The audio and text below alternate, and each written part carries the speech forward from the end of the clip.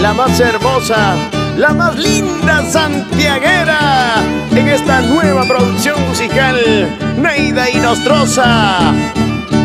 Una hermosa flor, la auténtica y original, la orquídea de Tayacaja. Para Mercurio Producciones Internacional, Edgar Belito.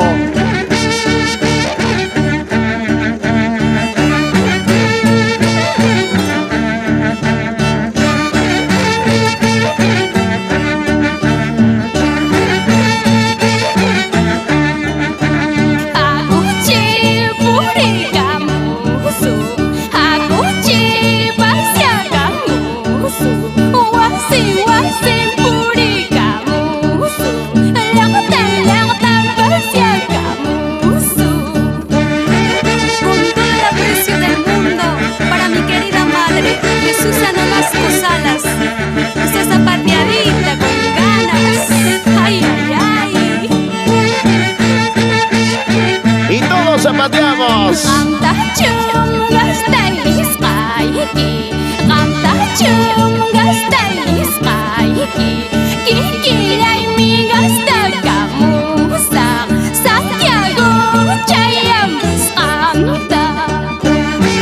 Y esta canción dedicamos a la empresa consultora y constructora Citexac de Luchito Mendoza Lomé en Huancayo.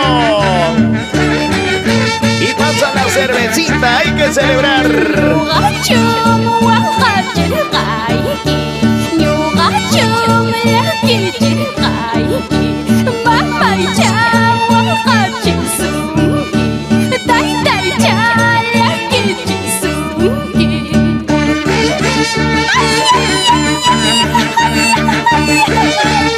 Esa guapiadita de la linda y hermosa flor, la orquídea de Tayacaja, Neida Inostroza.